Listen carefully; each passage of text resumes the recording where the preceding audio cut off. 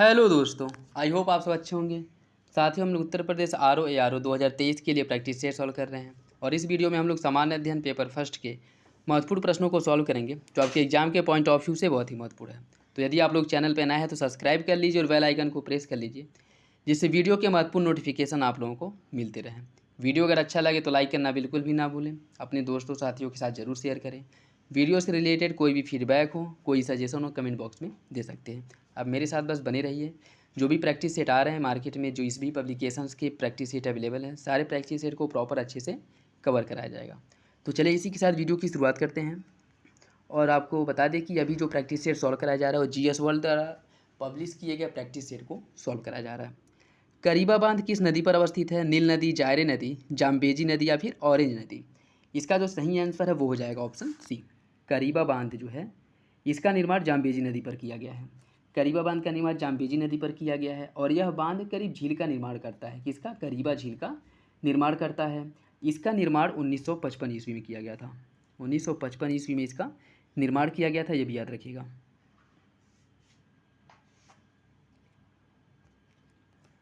Next देखिए, इसमें सूची फर्स्ट को सूची सेकेंड से सम्मिलित करना है। कुछ मरुस्थल दिए गए हैं और उनकी अवस्थिति दी गई है। फैजान मरुस्थल कहाँ पे है? फैजान मरुस्थल है आपके लीबिया में। दाराफुर मरुस्थल या दारफुर मरुस्थल यह है आपके मिस्र में है। पश्चिमी रेगिस्तान मरुस्थल जो है यह है आपके सूडान में और कालाहारी मरुस्थल है दक्षिण अफ्रीका में। तो इसका जो सही आंसर है वो हो जाएगा आपका ऑप्शन बी, 4 3 1 2।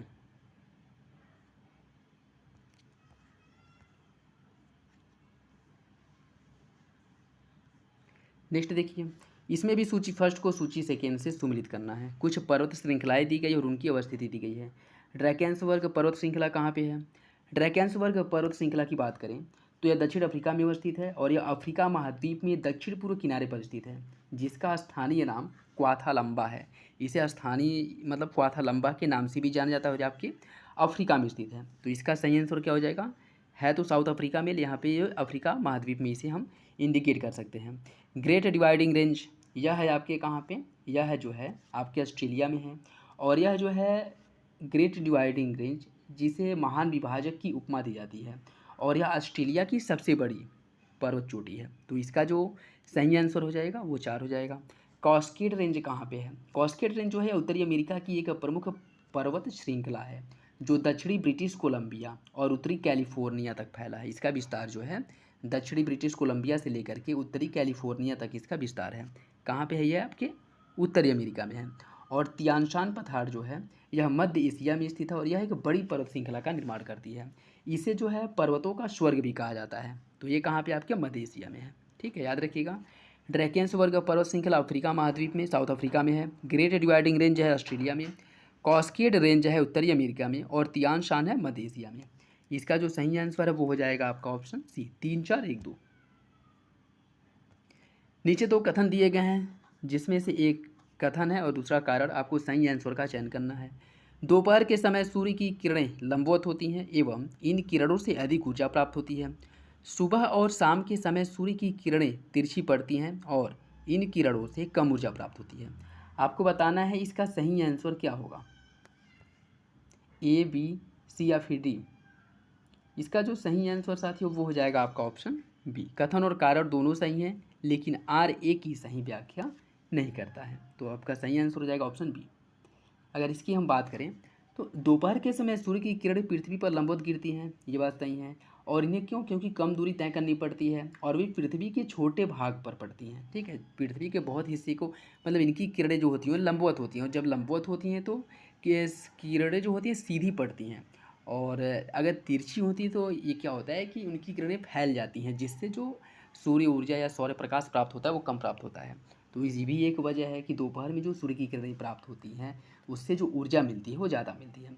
सुबह और शाम के समय में सूर्य की जो किरणें होती हैं वो तिरछी होती हैं, जिससे इन्हें ज़्यादा दूरी तय करनी पड़ती है और यही कारण है कि इनसे अधिक ऊर्जा की प्राप्ति नहीं होती है। तो दोनों अलग अलग सही हैं, ऑप्शन बी आपका सही हो जाएगा। नेक्स्ट क्वेश्चन देखिए, निम्नलिखित कथनों पर विचार कीजिए। फ्लोरिडा की धारा एक गर्म जलधारा है, हम्बोल्ट की धारा एक ठंडी जलधारा है। आपको बताना है कौन सा विकल्प सही है, 1 2, 1 और 2 दोनों या इनमें से कोई नहीं। इसका जो सही आंसर है वो हो जाएगा आपका ऑप्शन सी। दोनों विकल्प सही हैं। हमबोल्ट धारा एक गर्म जलधारा है, सॉरी, हमबोल्ट धारा जो है एक ठंडी जलधारा है और फ्लोरिडा धारा जो है एक गर्म जलधारा है। ठीक है, फ्लोरिडा की धारा जो उत्तरी अटलांटिक महासागर की धारा है और यह एक गर्म जलधारा है। हमबोल्ट धारा जिसे पेरू की धारा के नाम से या पेरूवियन धारा के नाम से भी जाना जाता है, जो पेरू तट पे प्रवाहित होता है आपके दक्षिण अमेरिका के पश्चिमी तट पे, और यह एक ठंडी जलधारा है। तो दोनों जो है सही है, आपका ऑप्शन सी सही हो जाएगा।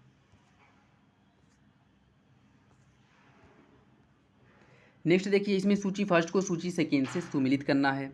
कुछ जलधाराएं दी गई हैं और महासागर दिया गया है। क्यूरोशिवो धारा, क्यूरोशिवो धारा की बात करते हैं, उत्तरी प्रशांत महासागर की धारा है और यह एक गर्म जलधारा है। तो क्यूरोशिवो धारा जो है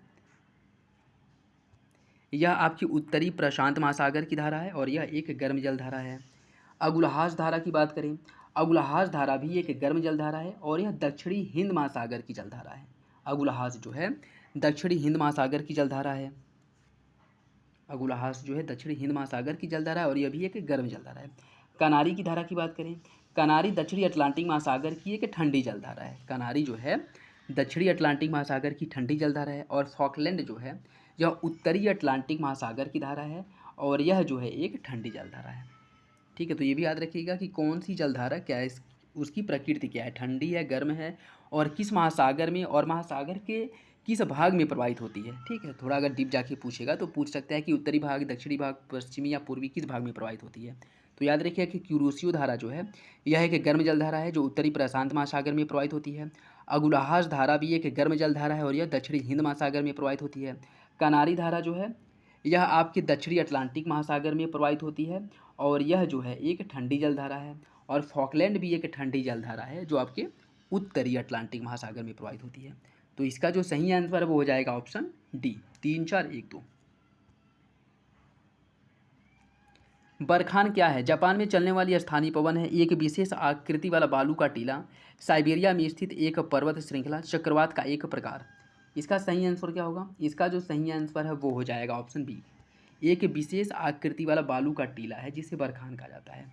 जैसे आंधी तूफान जब चलती हैं तो बालू मतलब रेगिस्तान वाले जो क्षेत्र होते हैं वहाँ पे जो बालू या मृदा का जो अपरदन होता है, जैसे बालू का मान लीजिए कोई टीला है, इसका ऊपरी भाग अगर कठोर है, ऊपरी भाग अगर कठोर है तो नीचे जो है इसका तो अपरदन हो जाएगा, हवाएं जो है अपने साथ उड़ा कर ले जाएंगे, लेकिन जो कठोर भाग है या इसी तरह रह जाएगा। ठीक है, तो इसी प्रकार की बहुत सी आकृतियों का निर्माण होता है जिसे अलग अलग नामों से जाना जाता है। ठीक है, तो इससे जो है बरखान जो है यह एक विशेष आकृति वाला बालू का टीला है। ठीक है, बालू का स्तूप है जो अर्ध चंद्राकार होता है। ठीक है, याद रखिएगा, इंपॉर्टेंट है। निम्नलिखित में से कौन सुमेलित नहीं है? अंतर्राष्ट्रीय विभाजक रेखा और देश। 141 पश्चिमी देशांतर रेखा अलास्का और कनाडा के बीच सीमा का निर्माण करता है। 17वीं समानांतर रेखा वियतनाम और लाओस के बीच सीमा रेखा का निर्माण करती है। 38वीं समानांतर रेखा लीबिया और सूडान के बीच सीमा रेखा बनाती है। और ओडरनीसे रेखा जो है यह पूर्वी जर्मनी और पोलैंड के बीच सीमा बनाती है। आपको बताना है इसमें कौन सा विकल्प जो है सुमेलित नहीं है। इसका जो सही आंसर है वो हो जाएगा आपका ऑप्शन सी, 38वीं जो समानांतर रेखा है यह लीबिया और सूडान के बीच नहीं है। 38वीं समानांतर रेखा जो है यह उत्तरी कोरिया एवं दक्षिणी कोरिया के मध्य प्राकृतिक सीमा का निर्माण करती है। तो याद रखिएगा 38वीं समानांतर रेखा उत्तरी कोरिया एवं दक्षिणी कोरिया के बीच है। अन्य सभी विकल्प सही हैं। निम्नलिखित में से किसे नवीनतम पर्वत की संज्ञा दी जाती है? ज्वालामुखी पर्वत, भ्रंशोत पर्वत, वलित पर्वत या फिर अवशिष्ट पर्वत। इसका सही आंसर क्या होगा? इसका जो सही आंसर है वो हो जाएगा ऑप्शन सी, वलित पर्वत, जिसका निर्माण नीचे वलन के द्वारा जो है जिसका निर्माण होता है जब दो चट्टानें एक दूसरे की ओर अभिसरित होती हैं तो इनके टकराने से जो पर्वत या जो पठार होता है उसमें वलन पड़ जाती है और उस वलन से जिस पर्वत का निर्माण होता है उसे वलित पर्वत कहा जाता है। ठीक है, वलित पर्वत जिसका निर्माण जो है दो या दो से अधिक प्लेटों के टकराने से संकुचित सीमाओं चट्टानों में वलन पड़ने से जो है इनका निर्माण होता है। तो इसका सही आंसर हो जाएगा ऑप्शन सी। भूकंप आने की स्थिति में कौन सी तरंगे सिस्मोग्राफ में सबसे पहले रिकॉर्ड की जाती हैं? पी तरंगे, यस तरंगे, एल तरंगे या फिर रीले तरंगे। इसका सही आंसर क्या होगा? ए, बी, सी या फिर डी। इसका जो सही आंसर साथियों वो हो जाएगा आपका ऑप्शन ए, पी तरंग, जिसे प्राथमिक तरंग के नाम से भी जाना जाता है। यस तरंग को सेकेंडरी और एल तरंग को धरातलीय तरंग के नाम से जाना जाता है। ठीक है, तो याद रखिएगा पी तरंग जो है सबसे पहले यही महसूस की जाती है, सबसे पहले इसी को जो है रिकॉर्ड किया जाता है। धरातलीय तरंग जो धरातल से उत्पन्न होती है और सबसे अधिक जो विनाशकारी प्रभाव उत्पन्न होता है भूकंप आने के बाद, वह एल तरंग या धरातलीय तरंगों से ही उत्पन्न होता है। ठीक है, याद रखिएगा, इंपॉर्टेंट है। प्राथमिक तरंग जिसे प्राथमिक तरंग कहा जाता है, ठीक है, और एस तरंगे जो द्वितीय तरंग कहलाती हैं। प्राथमिक तरंगे जो तीनों माध्यमों में गमन कर सकती हैं, ठोस, द्रव और गैस, यह जो है तीनों माध्यमों में गमन कर सकती है, लेकिन इनकी जो गति होती है वो ठोस में अधिक होती है। यस तरंग जो होती है यह केवल ठोस माध्यम में गमन करती है। ठीक है, यस तरंग केवल ठोस माध्यम में गमन करती है। और धरातली तरंग जो धरातल से उत्पन्न होती है ये भी सभी माध्यम में गमन कर सकती है। तो इसका सही आंसर क्या हो जाएगा? ऑप्शन ए, प्राथमिक तरंग। निम्नलिखित में से कौन सा सुमेलित नहीं है? घाटियाँ दी गई हैं, उसकी अवस्थिति दी गई है। बादा घाटी मलेशिया में है, रैबिट घाटी है संयुक्त राज्य अमेरिका में, शिकारी घाटी न्यू साउथ वेल्स ऑस्ट्रेलिया में है, और सेक्रेड घाटी है आपके पेरू में। आपको बताना है कौन सा विकल्प गलत है। इसका सही आंसर हो जाएगा ऑप्शन ए, बादा घाटी मलेशिया, यह गलत है। वादा घाटी जो है यह इंडोनेशिया में है, और वो भी इंडोनेशिया के सुलावेसी द्वीप को कहा जाता है वादा घाटी। ठीक है, न कि मलेशिया में। अन्य सभी विकल्प सही हैं। रेबिट घाटी संयुक्त राज्य अमेरिका में, शिकारी घाटी न्यू साउथ वेल्स ऑस्ट्रेलिया, और सेक्रेड घाटी पेरू। निम्नलिखित में से किस जलद मरुमध्य से अंतर्राष्ट्रीय तिथि रेखा होकर गुजरती है? मलक्का जलद मरुमध्य, बेरिंग जलद मरुमध्य, फ्लोरिडा, या फिर जिब्राल्टर जलद मरुमध्य। इसका सही आंसर क्या होगा? इसका जो सही आंसर है वो हो जाएगा आपका ऑप्शन बी, बेरिंग जलद मरुमध्य से। निम्नलिखित में से किस अक्षांश पर वार्षिक तापांतर न्यूनतम होता है? कर्क रेखा पर, मकर रेखा पर, भूमध्य रेखा पर, या फिर उत्तरी ध्रुव पर। इसका सही आंसर क्या होगा? इसका सही आंसर हो जाएगा ऑप्शन सी, भूमध्य रेखा पर वार्षिक तापांतर न्यूनतम होता है। और ऐसा क्यों होता है? भूमध्य रेखा पर जो है हमेशा मौसम और तापमान एक जैसा बना रहता है। ठीक है, तापमान हमेशा उच्च रहता है। उसके जो है दोपहर में 12 बजे से लेकर के 4 बजे तक वहाँ पे जो है मूसलाधार बारिश होती है। ठीक है, तो यहाँ पे जो वार्षिक तापांतर है वो कम पाया जाता है। ठीक है, तो याद रखिएगा इसका सही आंसर हो जाएगा ऑप्शन सी, भूमध्य रेखा पर वार्षिक तापांतर सबसे कम पाया जाता है। अंतर्राष्ट्रीय तिथि रेखा निम्न में से किसके बीच से होकर के खींची गई है? अफ्रीका, एशिया, प्रशांत महासागर, या फिर अटलांटिक महासागर। इसका सही आंसर क्या होगा? इसका जो सही आंसर है वो हो जाएगा ऑप्शन सी, प्रशांत महासागर से। अंतर्राष्ट्रीय तिथि रेखा जो है वो प्रशांत महासागर से होकर के खींची गई है, और यह पश्चिम में स्थित देशों में पूर्व में स्थित देशों की तुलना में समय और तिथि पीछे चलता है। मतलब मान लीजिए ये अंतर्राष्ट्रीय तिथि रेखा है। ठीक है, अंतर्राष्ट्रीय तिथि रेखा के पश्चिम में स्थित जो देश हैं, इधर जो देश हैं, ठीक है, वहाँ पे पूर्व में स्थित देश अर्थात इधर के देश से, इधर पूर्व में जो देश हैं इनकी तुलना में पश्चिम में जो देश हैं, पूर्व में स्थित देशों की तुलना में पूर्व में स्थित जो देश हैं इनकी तुलना में समय तिथि पीछे चलती। जैसे यहाँ पे अगर 15 तारीख है तो यहाँ पे तारीख क्या होगी? 14 होगी। ठीक है, तो एक दिन जो है पीछे चलता है। ठीक है, याद रखिएगा, ये भी इंपॉर्टेंट है। किस जगह का स्थानीय समय प्रातः 6 है जबकि ग्रीनविच मीन टाइम GMT प्रातः 3 है?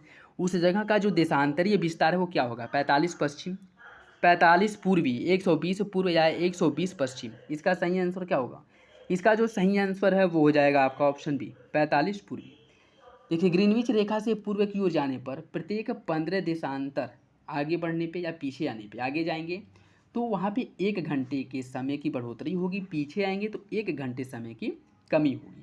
ठीक है, कितना जाने पे? हर प्रत्येक देशांतर पे 1 घंटे की वृद्धि या फिर कमी होती है। ठीक, तो यदि ग्रीनविच GMT में प्रातः 3 बजे है, ठीक है, और स्थानीय समय 6 बजा है, तो ग्रीनविच से 3 घंटे ज़्यादा है, और 15 डिग्री देशांतर पे जो है 1 घंटे की वृद्धि होती है, तो 45 पे कितना होगा? 3 होगा। ठीक है, और इसमें क्या हो रहा है? समय की वृद्धि हो रही है तो यह पूर्व में स्थित होगा। ठीक है, अगर कमी होती तो कहाँ पे होता? तब पश्चिम में होता। ठीक है, लेकिन पूर्व में हो रहा है तो फिर वृद्धि हो रही है तो पूर्व में होगा। तो इसका सही आंसर क्या हो जाएगा? ऑप्शन बी, 45 डिग्री पूर्व। अधिकांश मौसमी गतिविधियाँ किस वायुमंडलीय परत में होती हैं? मध्यमंडल, क्षोभ मंडल, समताप मंडल, या फिर आयन मंडल। इसका सही आंसर क्या होगा? इसका सही आंसर हो जाएगा ऑप्शन बी, अधिकांश जो मौसम से संबंधित विभिन्नताएं पाई जाती हैं वो क्षोभ मंडल में ही पाई जाती है, और मौसम से संबंधित जो गतिविधियां होती हैं जैसे वर्षा हो गया, आंधी तूफान, बादल गरज, ये सभी जो है क्षोभ मंडल में होती है। इसी कारण जो है क्षोभ मंडल को परिवर्तन मंडल के नाम से भी जाना जाता है। इसकी ऊंचाई की अगर हम बात करें तो क्षोभ मंडल की जो औसत ऊंचाई होती है वो 10 से लेकर के 12 किलोमीटर तक होती है, लेकिन ध्रुवों पर इसकी ऊंचाई 8 किलोमीटर होती है और विषुवत रेखा पर इसकी ऊंचाई 18 किलोमीटर होती है। इसके पीछे भी एक रीजन है, वो क्या है? ध्रुवों पर क्या है कि वायु भारी होकर के नीचे बैठती है, जिससे क्षोभ मंडल की ऊंचाई कम हो जाती है। और विषुवत रेखा पर क्या है कि हवाएं हल्की होती हैं, जिस कारण वह ऊपर उठती हैं। और जब हवाएं ऊपर उड़ती हैं तो वो बादलों को भी ऊपर उठाती हैं, वहाँ पे संवहनी हवाएं चलती हैं, ठीक है, जिससे क्या होता है कि क्षोभ मंडल की ऊंचाई बढ़ जाती है, ठीक है। तो याद रखिएगा, इसका सही आंसर हो जाएगा ऑप्शन बी। नेक्स्ट देखिए,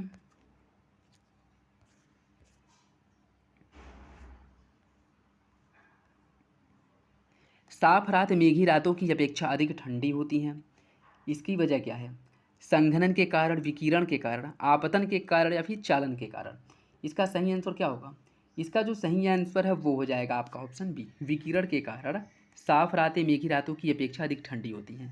ऑप्शन बी सही हो जाएगा। निम्नलिखित में से कौन से वायुमंडल के स्तरों एवं उसके अभिलक्षणों के सुमेल में सही हैं? वायुमंडल के परत स्तर दिए गए और उसके जो गुण हैं उसकी, उससे आपको बताना है कि कौन सुमेलित नहीं है। क्षोभ मंडल, जिसे मौसमी संबंधी घटनाएं यहीं पर होती हैं। समताप मंडल में ओजोन परत पाया जाता है। आयन मंडल में पृथ्वी की सतह की ओर परावर्तित रेडियो तरंगे जो होती हैं, जो दूर संचार पृथ्वी पे मुमकिन हो पाया है या फिर से सुलभ हो पाया है, वो आयनमंडल की वजह से यहीं से जो है रेडियो तरंगे परावर्तित होकर पृथ्वी पर आती हैं। मध्यमंडल को ध्रुवीय ज्योति यहीं पे पाई जाती है। तो आपको बताना है कौन सा विकल्प जो है, कौन सही सुमिलित है, 1 2 3 4, 1 2 3, 1 2 4 या 2 3, कौन सा विकल्प सही सुमिलित है? इसका जो सही आंसर है वो हो जाएगा आपका ऑप्शन बी, 1 2 3। 1 2 3 सही है, चौथा गलत है। ध्रुवीय ज्योति की जो घटना है वह मध्यमंडल में नहीं होती है, यह कहाँ पे होती है? थर्मोस्फीयर अर्थात तापमंडल में होती है, ठीक है। तो इसका सही आंसर हो जाएगा ऑप्शन बी, 1 2 3 सही है, चौथा गलत। टॉर्नेडो उष्णकटिबंधीय चक्रवात निम्न में से किस सागर में पाया जाता है? किस सागर में उत्पन्न होता है? कैरिबियन सागर में, अरब सागर में, दक्षिण चीन सागर में या फिर तिमोर सागर में? इसका सही आंसर क्या होगा?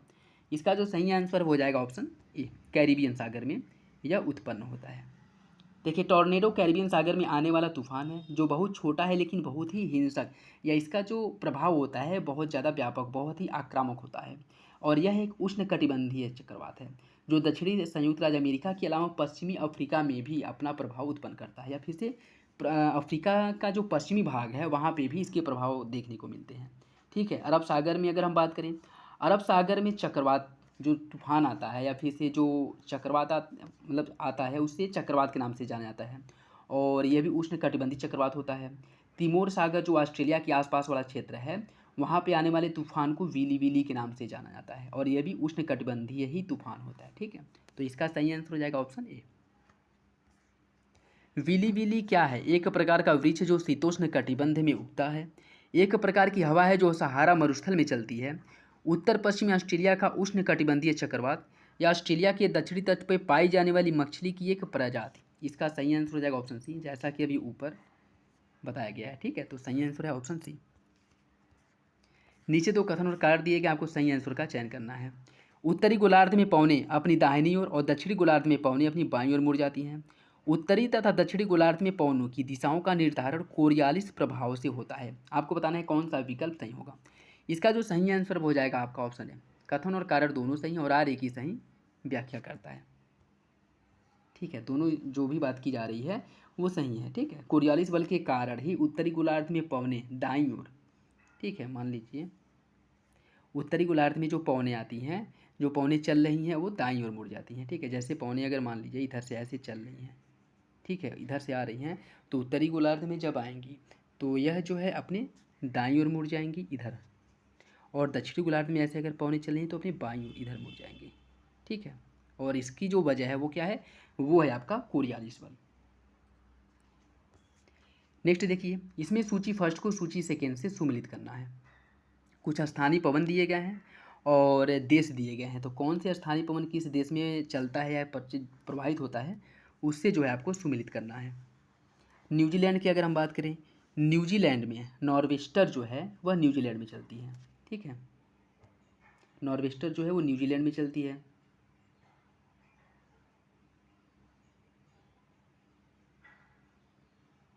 एक मिनट,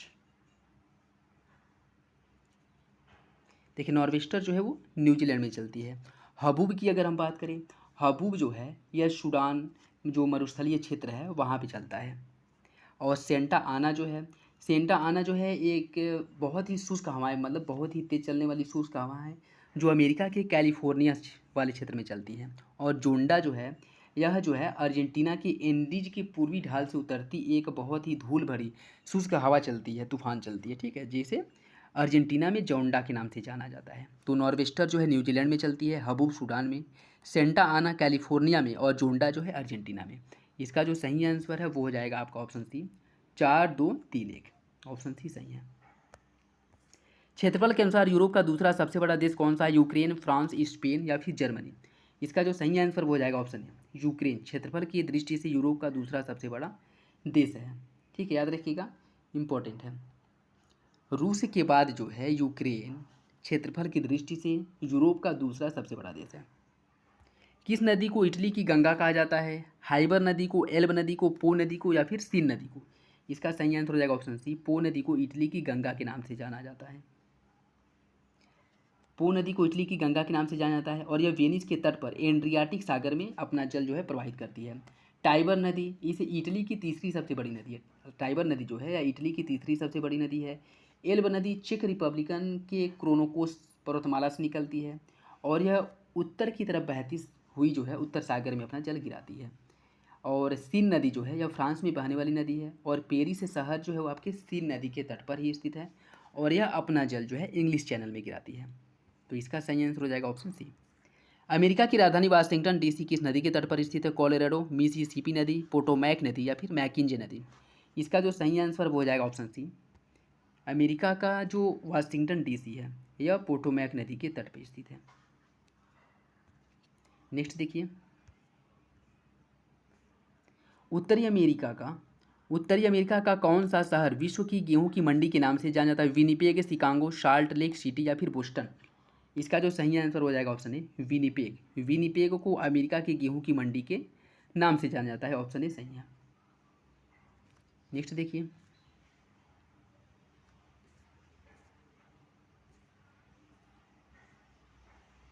नियाग्रा जलप्रपात कहाँ स्थित है? मिशिगन झील पर, सुपीरियर झील पर, ईरी और ओंटेरियो झील के बीच में, ईरी और ह्यूरॉन झील के बीच में? आपको बताना है इसका सही आंसर क्या होगा। इसका जो सही आंसर हो जाएगा ऑप्शन सी, ईरी और ओंटेरियो झील के बीच में है नियाग्रा जलप्रपात। ऑप्शन सी सही है। हूबर बांध किस नदी पर स्थित है? ओहियो नदी, कोलोराडो नदी, मिसौरी नदी या फिर सेंट लॉरेंस नदी? इसका सही आंसर ऑप्शन बी, कोलोराडो नदी पर स्थित है हूबर बांध। ऑप्शन बी सही हो जाएगा। हूवर बांध जो अमेरिकी राज्य के नेवादा और एरिजोना के बीच में स्थित है। इसका निर्माण किया गया था 1931 और 1931 से लेकर के 36 के बीच इसका निर्माण हुआ था और यह जो है आपके कोलोराडो नदी पर स्थित है। ऑप्शन भी सही है। हडसन जल संधि किन दो स्थलीय भागों को अलग करती है? ग्रीनलैंड और क्वींस एलिजाबेथ द्वीप को, ग्रीनलैंड और वेफिन द्वीप को, वेफिन द्वीप और उगावा प्रायद्वीप को या फिर वेफिन द्वीप और क्वींस एलिजाबेथ द्वीप को?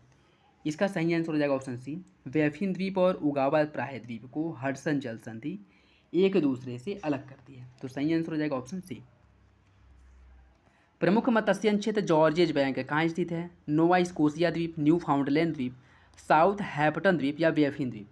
इसका सही आंसर क्या है? इसका सही आंसर है ऑप्शन ए, नोवा स्कोशिया द्वीप पर स्थित है या द्वीप के पास में स्थित है जॉर्जेज बैंक, जो प्रमुख मत्स्यन उत्पादक है, प्रमुख मत्स्यन क्षेत्र है, ठीक है। और यहाँ की अगर हम बात करें, मुख्य रूप से मत्स्य पालन या मत्स्य उत्पादन के लिए आदर्श दशाएं वहाँ पे पाई जाती हैं जहाँ दो विपरीत जलधाराएं एक दूसरे से मिलती हैं। वहाँ मछलियों का महत्वपूर्ण या कह सकते हैं कि प्रिय भोजन जिसे प्लैंकटन कहा जाता है उसका निर्माण होता है, ठीक है। जहाँ पे मत्स्य पालन के लिए आदर्श दशाएं पाई जाती हैं जहाँ दो विपरीत धाराएं आपस में मिलती हैं, जैसे ठंडी जलधारा और गर्म जलधाराएं जहाँ एक दूसरे से मिलेंगी, वहाँ पे जहाँ जहाँ आप देख लीजिए, जहाँ जहाँ पे भी, जहाँ कहीं भी दो विपरीत धाराएं मिलती हैं वहाँ पे मुख्य रूप से मत्स्य उत्पादन किया जाता है बहुत ही व्यापक स्तर पे। तो इसका सही आंसर हो जाएगा ऑप्शन ए। नेक्स्ट देखिए, इसमें सूची फर्स्ट को सूची सेकेंड से सुमिलित करना है। स्थानांतरित कृषि दिया गया और क्षेत्र दिया गया है। चेना, चेना कहाँ पे जो है स्थानांतरित कृषि को चेना के नाम से जाना जाता है? श्रीलंका में स्थानांतरित कृषि को चेना के नाम से जाना जाता है। और हुमाह जो है इंडोनेशिया में स्थानांतरित कृषि को हुमाह के नाम से जाना जाता है। तामराई, तामराई की अगर हम बात करें तो थाईलैंड में स्थानांतरित या झूम कृषि को तामराई के नाम से जाना जाता है। और मध्य अमेरिका में झूम कृषि या फिर स्थानांतरित कृषि या शिफ्टिंग कल्चर को मिल्पा के नाम से जाना जाता है। तो इसका जो सही आंसर है वो हो जाएगा ऑप्शन बी 4-3-2-1। नेक्स्ट देखिए, सूची फर्स्ट को सूची सेकेंड से सुमिलित करना है। मोनाजाइट, ये कुछ अयस्क दिए गए हैं और धातु दिया गया है, तो इससे जो है आपको सुमिलित करना है, उससे आपको सुमिलित करना है। अगर हम बात करें मोनाजाइट की, मोनाजाइट जो है यह यूरेनियम मोनाजाइट रेत और पिचब्लेट से प्राप्त किया जाता है। ठीक है, तो मोनाजाइट जो है यह यूरेनियम से प्राप्त होता है। सीनेबार की हम बात करें, सीनेबार जो है यह प्राप्त होता है किससे? सीनेबार जो है यह पारा का अयस्क है जो सीनेबार है, और कभी कभी यह मुक्त अवस्था में भी पाया जाता है। ठीक है, तो सीनेबार जो है यह हो जाएगा आपका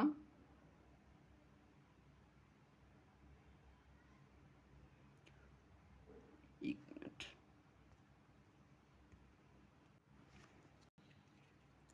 देखिए मोनाजाइट जो है यूरेनियम का महत्वपूर्ण अयस्क है।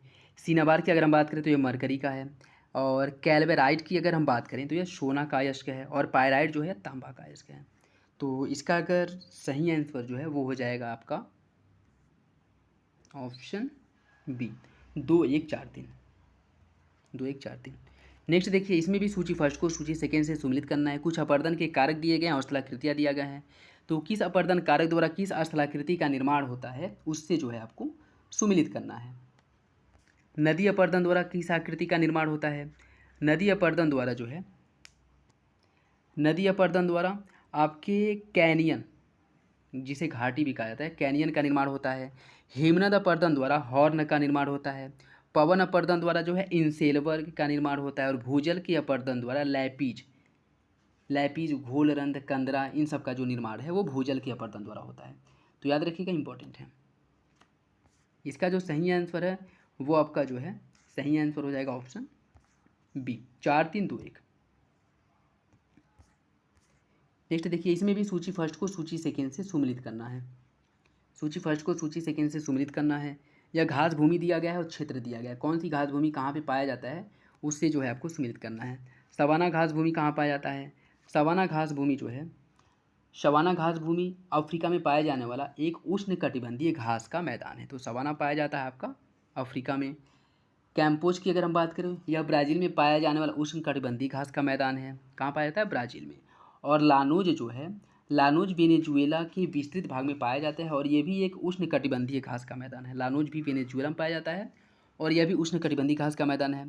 प्रियरी जो है आपकी अमेरिका में पाया जाता है, और यह जो है समशीतोष्ण क्षेत्र में स्थित घास का मैदान है। तो इसका जो सही आंसर है वो हो जाएगा आपका ऑप्शन बी 4-1-2-3।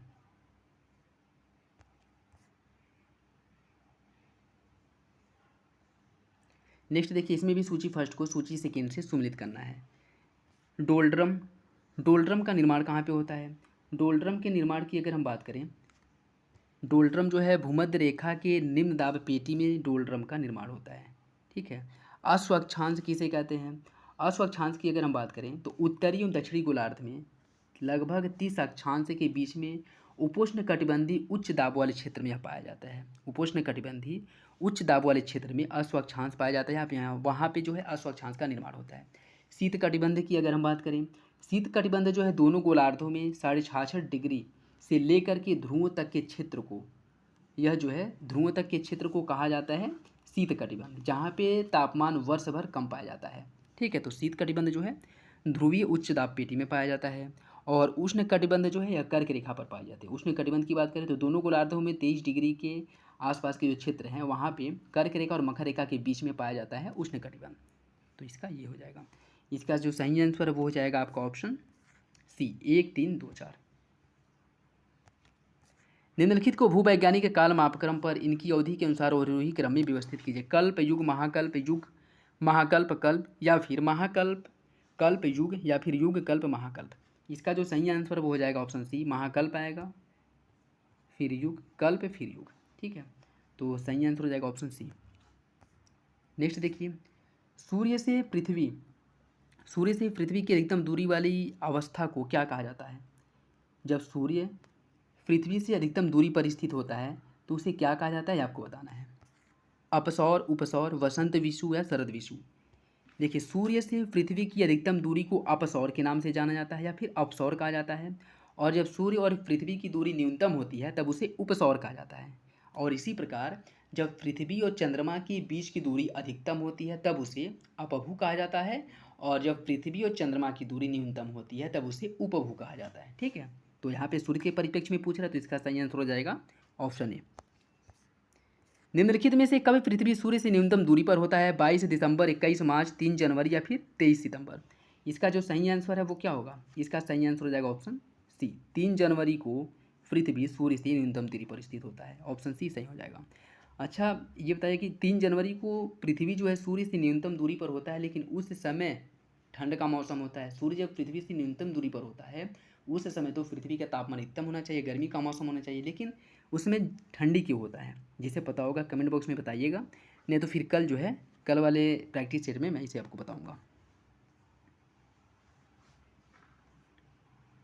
नेक्स्ट देखिए, इसमें सूची फर्स्ट को सूची सेकेंड से सुमिलित करना है। उत्तरीय अनाथ, दक्षिणी अनाथ, वसंत विषु, शरद विषु, इसे जो है एक दूसरे से सुमिलित करना है। आपको बताना है इसका सही आंसर क्या होगा। अनाथ जो है, अनाथ की अगर हम बात करें तो यह खगोलीय घटना है जो वर्ष में 2 बार घटित होती है। 21 जून की अगर हम बात करें, 21 जून जब सूर्य उत्तरी चरम बिंदु कर्क रेखा के ऊपर होता है तो इसे उत्तरी अनाथ कहा जाता है। तब इसे क्या कहते हैं? उत्तरी अनाथ कहते हैं। और उसके बाद जो है विषुव, विषुव का अर्थ होता है, विषुव का अर्थ होता है ऐसा बिंदु जब दिवस रात्रि लगभग बराबर होती है। और इसे जो है ये भी वर्ष में 2 बार ही होता है। और इसे वसंत विषु 21 मार्च को शरद विषु कहा जाता है। तो शरद विषु जो है 21 मार्च को होता है। और दक्षिण अयनात की अगर हम बात करें, जब दक्षिण अयनात कब होगा? दक्षिणी अयनात जो है वह 22 दिसंबर को होता है और वसंत विषु 23 मार्च को। तो इसका जो सही आंसर वो हो जाएगा आपका ऑप्शन बी, 4-3-1-2, 4-3-1-2 इसका सही आंसर हो जाएगा। ब्लैक होल कृष्ण छिद्र को दूरबीन से नहीं देखा जा सकता है। ब्लैक होल पर गुरुत्वीय क्षेत्र इतना प्रबल होता है कि ये प्रकाश को भी बच निकलने नहीं देता है। आपको बताना है इसका सही आंसर क्या होगा। इसका जो सही आंसर हो जाएगा ऑप्शन डी, पहला गलत है, दूसरा सही है। ठीक है, इसकी अगर हम बात करें, देखिए ब्लैक होल दूरबीन या टेलीस्कोप से देखा जा सकता है और यह कुछ परिस्थितियों में खुली आंखों से भी देखा जा सकता है। जैसा कि इसमें कहा गया है कि ब्लैक होल को दूरबीन से नहीं देखा जा सकता है, पहला गलत है, दूसरा सही है। तो पहला जो है गलत हो जाएगा, दूसरा सही है। निम्नलिखित कथनों पर विचार कीजिए। एल नीनो का संबंध प्रशांत महासागर की जलीय सतह का तापमान बढ़ने से है। लालिना का संबंध प्रशांत महासागर की जलीय सतह का तापमान कम होने से है। एल नीनो का संबंध जलवायु परिवर्तन से है, जबकि लालिना के साथ ऐसा नहीं है। आपको बताना है कौन सा विकल्प सही है। केवल एक और दो दोनों, 1 और 3, या फिर 1, 2 और 3। इसका जो सही आंसर है वो हो जाएगा आपका ऑप्शन डी, तीनों विकल्प जो है वो सही है।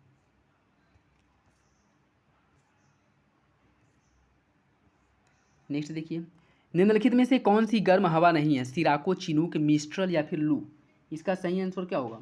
इसका जो सही आंसर है वो हो जाएगा आपका option B, sorry option C, mistral जो है यह एक गर्म पवन नहीं है। मिस्ट्रल जो उत्तरी पश्चिमी क्षेत्र में बहने वाली, अर्थात उत्तर से आने वाली जो है एक ठंडी पवन है। ठीक है, तो इसका सही आंसर हो जाएगा ऑप्शन सी। बृहस्पति ग्रह पर जाने वाला पहला अंतरिक्ष यान कौन सा था? New horizon, Pioneer, 10, Galileo orbiter या फिर इनसाइट। इसका सही आंसर क्या होगा? ए, बी, सी या फिर डी। इसका जो सही आंसर वो जाएगा ऑप्शन बी, पायनियर 10। यह जो है बृहस्पति ग्रह पर जाने वाला पहला अंतरिक्ष यान था। निम्नलिखित कथनों पर विचार कीजिए। गर्म, आर्द्र, भूमध्य रेखीय जलवायु में सर्दी नहीं होती है। तापमान का दैनिक और वार्षिक परिसर या परास रेंज छोटा होता है। इसमें से आपको बताना है कौन सा विकल्प सही है। केवल एक, केवल दो, 1 और 2 दोनों, या इनमें से कोई नहीं। इसका जो सही आंसर है वो हो जाएगा ऑप्शन सी, दोनों विकल्प सही हैं। ऑप्शन सी सही हो जाएगा। निम्नलिखित में से कौन सा देश वर्तमान में यूरेनियम का सबसे बड़ा उत्पादक देश है? अमेरिका, कनाडा, कजाकिस्तान या फिर ऑस्ट्रेलिया। इसका सही आंसर हो जाएगा ऑप्शन सी, कजाकिस्तान। उष्णकटिबंधीय उच्च और विषुवतीय निम्न के बीच बहने वाली ग्रहीय पवन को क्या कहा जाता है? ध्रुवीय पवन,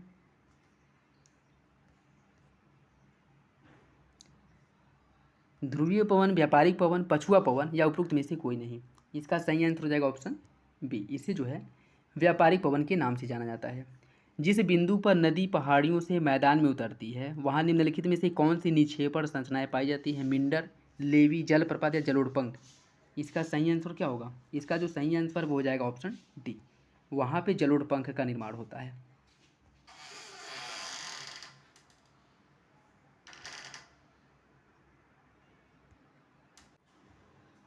निम्नलिखित में से कौन सी परिस्थिति डेल्टा के निर्माण के लिए अनुकूल नहीं है? नदियों के निचले मार्ग में सक्रिय ऊर्ध्वाधर और पार्श्व कटाव, तट का ज्वार रहित होना चाहिए, डेल्टा से सटे समुद्र को उथला होना चाहिए, या फिर नदी के मुहाने पर समकोण पर कोई तेज धारा नहीं चलनी चाहिए। इसका जो सही आंसर है, निम्नलिखित में से कौन परिस्थिति डेल्टा के निर्माण के अनुकूल नहीं है, ये आपको बताना है। इसका जो सही आंसर हो जाएगा ऑप्शन ए, नदियों के निचले मार्ग में सक्रिय ऊर्ध्वाधर और पार्श्व कटाव, यह जो है डेल्टा निर्माण के लिए अनुकूल दशा नहीं है। तो सही आंसर हो जाएगा ऑप्शन ए। एक वृक्ष की आयु का अनुमान लगाया जा सकता है वृक्ष की ऊंचाई से, वृक्ष के तने की मोटाई से, वृक्ष की शाखाओं की संख्या और आकार से, या फिर वृक्ष के तने के अनुप्रस्थ काटकर संकेंद्रित वलयों की संख्या से। इसका सही आंसर क्या होगा? इसका सही आंसर हो जाएगा ऑप्शन डी। नेक्स्ट देखिए, और आज का लास्ट क्वेश्चन, इयान चक्रवात जिसने सितंबर 2022 में भारी तबाही मचाई थी, किस देश से संबंधित है? यह क्वेश्चन पुराना है लेकिन देख लीजिए। इसका जो सही आंसर हो जाएगा ऑप्शन बी, संयुक्त राज्य अमेरिका। ये पूछ सकता है कि इयान चक्रवात कहाँ आया था, ठीक है, तो ऑप्शन बी सही हो जाएगा। ये था आज का last question. I hope video आप लोगों को अच्छा लगा होगा। वीडियो पसंद आया तो लाइक करना बिल्कुल भी ना भूलें, अपने दोस्तों साथियों के साथ जरूर शेयर करें। वीडियो से रिलेटेड कोई भी फीडबैक हो, कोई सजेशन हो, कमेंट बॉक्स में दे सकते हैं। तो चलिए इसी के साथ वीडियो को समाप्त करते हैं। कल मिलेंगे नए प्रैक्टिस सेट के साथ। तब तक के लिए धन्यवाद। जय हिंद।